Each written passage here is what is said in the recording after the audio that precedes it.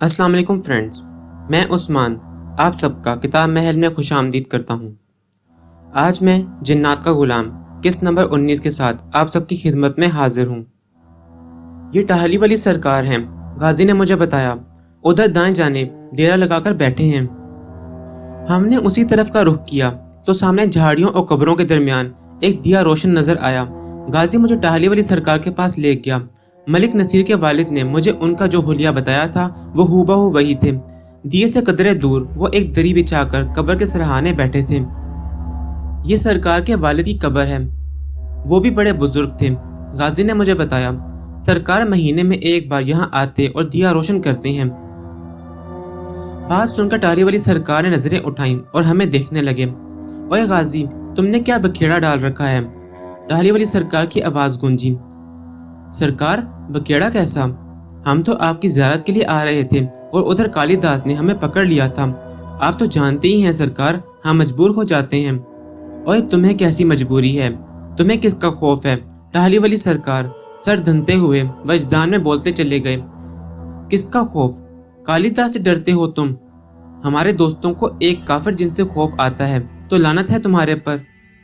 تم کس وجہ سے اس سے ڈرتے ہو؟ سرکار، آپ تو خود کہہ رہے ہیں کہ ہم نے کیسا بکھیڑا ڈال رکھا ہے، اگر ہم نے اس پر ہاتھ ڈال دیا تو بات بگڑ جائے گی۔ غازی بھی بڑا دلیر اور جرأت مند تھا، اس نے نہایت ادب سے بات کرنے میں مضاحکہ نہیں سمجھا۔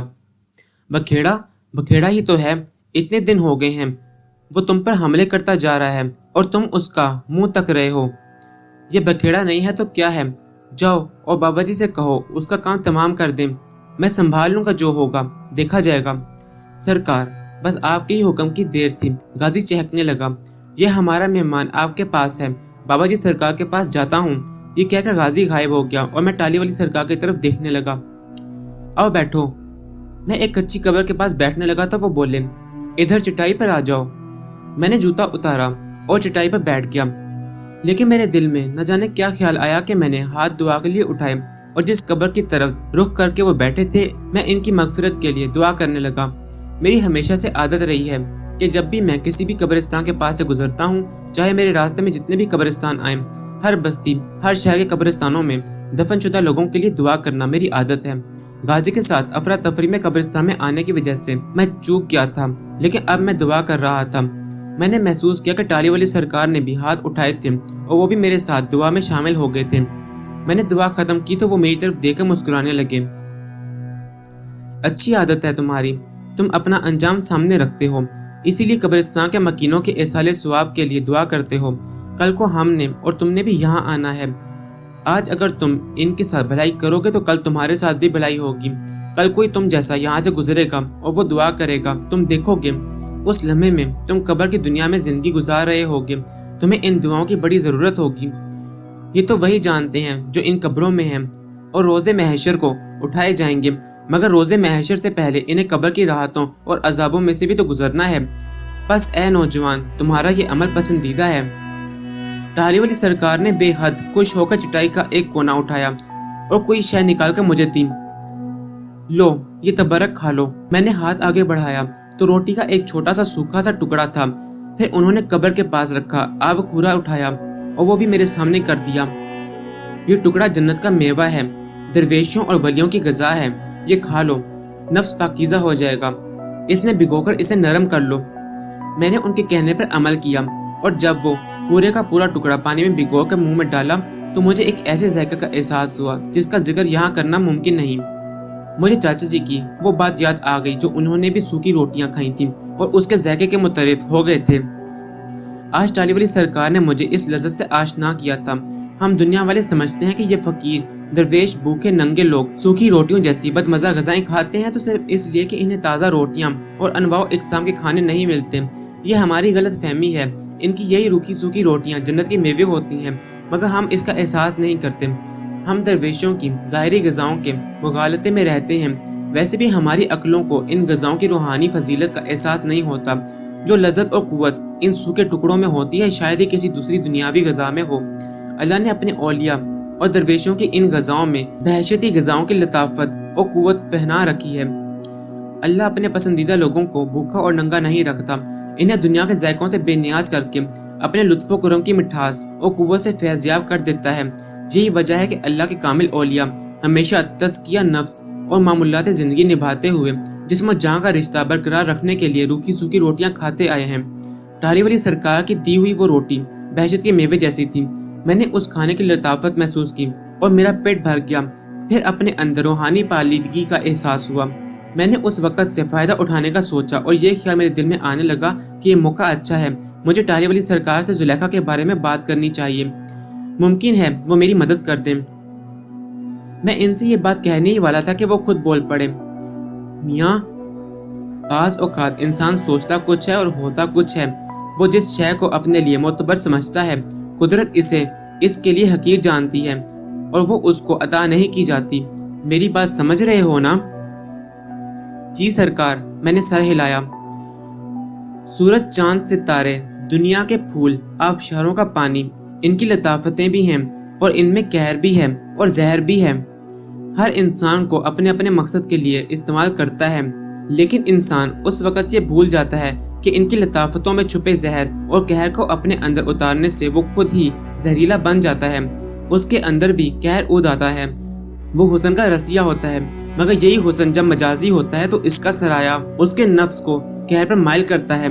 ہاں، یہ قہر گناہ سے جنم لیتا ہے۔ گناہ اور قہر کا چولی دامن کا ساتھ ہے۔ تمہیں جس حسن نے اپنا اسیر بنا رکھا ہے، اس میں بڑا قہر ہے، مگر تم نے ابھی صرف جمال دیکھا ہے، جلال نہیں دیکھا۔ وہ تمہارے لیے نہیں بنائی گئی، وہ جہاں کا خمیر ہے وہیں اچھا رہے گا۔ تمہاری منزلیں اور ہیں اور اس کی منزلیں اور۔ مگر سرکار، میں اسے زیادتی سمجھتا ہوں۔ میں ان کی بات سمجھ چکا تھا، مگر انسانی ہمدردی کے ناطے میں پھر بھی کہنے سے نہیں رکا۔ یہ زیادتی ظاہری ہے، تم نہیں سمجھ سکو گے۔ وہ اپنی رضا سے تمہارے ساتھ شادی کر رہی ہے۔ ٹالی والی سرکار نے پوچھا، کیا تم اس صورتحال کو بدلنا چاہتے ہو؟ میں خاموش ہو گیا اور مجھے کچھ سمجھ نہیں آئی کہ میں ان سے کیا کہوں۔ دیکھو، فطرت کے راستے میں کبھی رکاوٹ نہیں ڈالنی چاہیے۔ زلیخا جس کی امانت ہے اس کے پاس جائے گی، اور یہ عمل بھی ایک فطری عمل ہے۔ وہ ایک شہرزادہ لڑکی ہے، تمہاری ہو جاتی تو تم سے کبھی سنبھالی نہ جاتی۔ تمہارا اور اس کا جذبہ محض وقتی ہے، تم اسے بہت جلد بھول جاؤ گے اور وہ بھی سب کچھ بھول جائے گی۔ ہاں، کچھ لوگوں کو اس کی گھسک رہے گی، باقی سب لوگ مطمئن ہیں۔ تم بھی مطمئن ہو جاؤ گے اور تمہارے چاچا جی بھی ایک روز، اس روز جب تمہیں میری باتوں کی سمجھ آ جائے گی۔ وہ مجھے اشاروں کے نائیوں میں سمجھا رہے تھے کہ مان قبرستان کے سناٹے میں ایک چیخ ابھری۔ چیخ سنتے ہی ٹالی والی سرکار کے چہرے پر اضطرازیہ مسکراہٹ ٹہرنے لگی اور وہ مجھے دیکھ کر بولے، بھاگ گیا ہے؟ کون بھاگ گیا ہے سرکار؟ میں نے پوچھا۔ وہ کہکا لگا کر بولے، کالی داس، بڑا کمینہ ہے وہ، شیطان کا پجاری ہے، ان کے ہاتھوں سے آج پھر نکل گیا ہے۔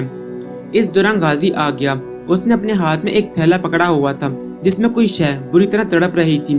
اس نے تھیلا ٹالی والی سرکار کے سامنے رکھ دیا تو تھیلا پھدکنے لگا۔ چیخوں کی آوازیں اس تھیلے میں سے آ رہی تھیں۔ ٹالی والی سرکار نے غازی کی طرف دیکھا اور بولے، تو اسے کیوں پکڑ لایا ہے؟ لے جا اسے اور کسی قبر میں اسے دفن کر دے۔ سرکار، یہ کالی داس کا چیلا ہے، کتا بن کر اس نے ہی گاؤں کے سارے کتے اکٹھے کیے تھے۔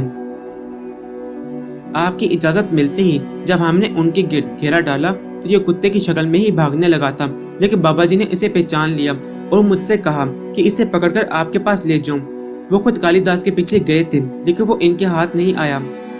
وہ بڑی حرامی شے ہے، اتنی آسانی سے ہاتھ نہیں آنے والا غازی۔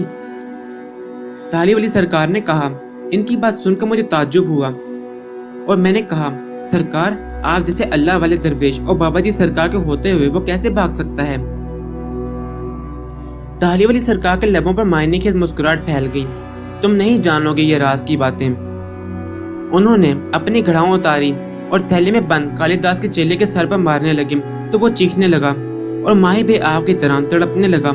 سرکار، آپ کچھ بتائیں گے تو میں کچھ جان پاؤں گا نا؟ میں نے کہا۔ دیکھو میاں، انہوں نے گھڑاؤں پاؤں میں پہنی اور بولے، یہ جو شے ہے ادھر۔ وہ دل کے مقام پر انگلی رکھ کر بولے، ایک طاقت ادھر ہے اور ایک طاقت ادھر۔ انہوں نے دوسرا اشارہ دماغ کی طرف کیا۔ ان دو مقامات پر نیکی اور بدی، حق و باطل کی قوتیں جمع ہوتی ہیں۔ हक परस्त के पास इन दिलो दिमाग की कुव्वतें होती हैं और उसका दिल नूर इलाही से भरा होता है। ये अता और कुदरत सिर्फ अल्लाह के बंदों यानी सिर्फ इंसानों के पास है। जिन्नात को भी इल्म और हिकमत व कुदरत हासिल है, मगर जो इल्म इलाही इंसानों को अता किया गया है उसने कायनातों की तमाम मखलूक को इंसान से कमतर बना दिया है। ये जिन्नात तुम्हारी नज़रों में बहुत ताकतवर हैं, इनके पास भी इल्म की कुव्वत है, मगर इनके कलूब में वो गुज़रगाह नहीं है जो एक इंसान के दिल को मुसख्खर किए हुए है। तुम्हारे बाबा जी बिलाशुबा बहुत ताकतवर होंगे, मगर इनकी कुव्वतें भी महदूद हैं।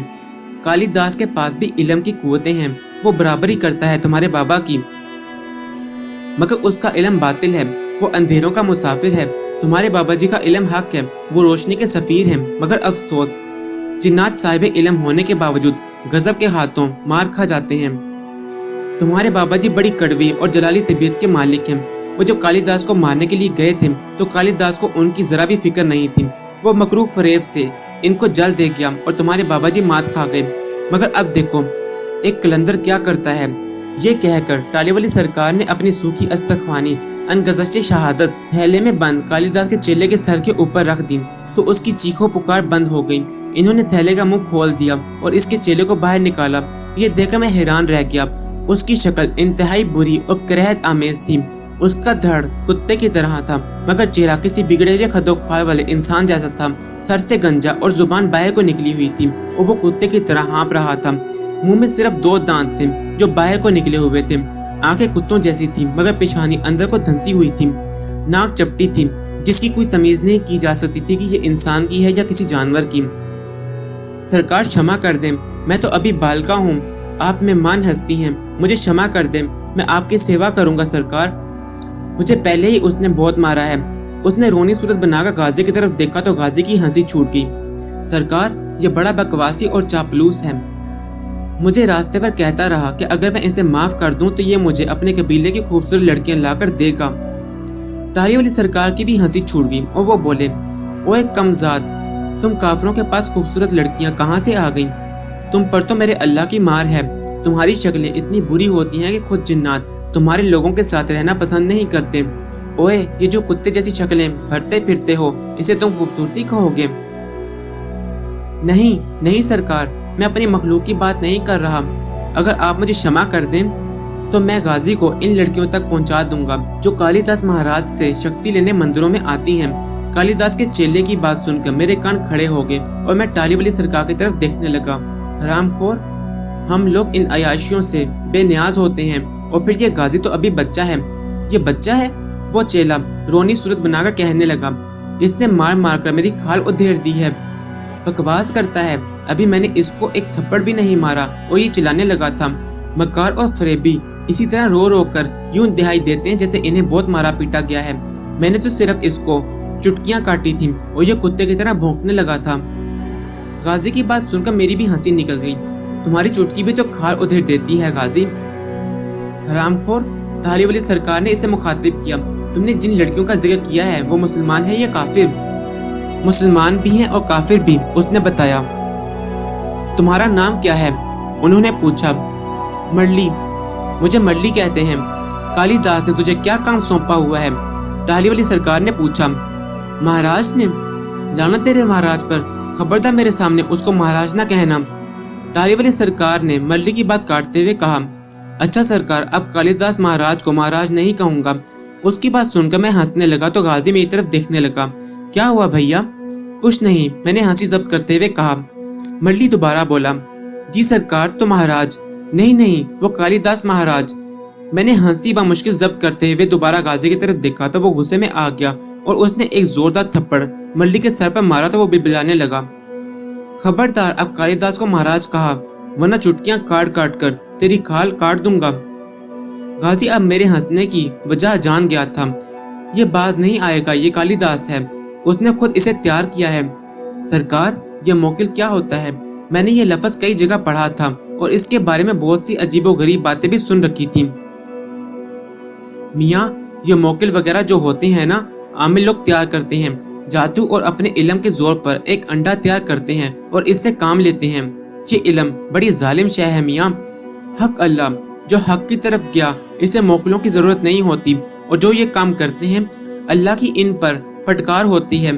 हाँ तो मल्ली, तू क्या बता रहा था? मैं अर्ज कर रहा था कि इन लड़कियों में मुसलमान भी हैं और ये काला इल्म सीखने के लिए कालिदास के पास आती हैं। आप तो जानते ही हैं सरकार कि मंदिरों में पूजा करने वाले पंडित काला इल्म सीखते हैं।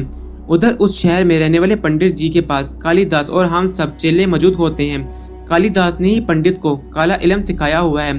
उसने शहर का नाम बताया तो मैं चौंक गया, और फिर जब उसने बाकी तफसीलात भी बताई तो मैं हैरत और इस्तजाब के समुंदर में गोते खाने लगा। उसने जिस पंडित का जिक्र किया था वो बज़ाहिर बड़ा पुरअमन हिंदू था।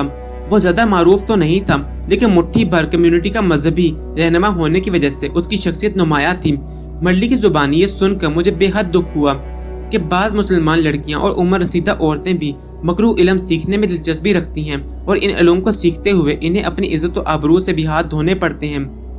काला इल्म सीखने वाले को शैतानी अहकामात पर अमल करना होता है, और इन अहकामात में सबसे नुमाया हुक्म यही है कि वो जिन्स और हवस का गुलाम बनकर जिंदगी गुजारेगा।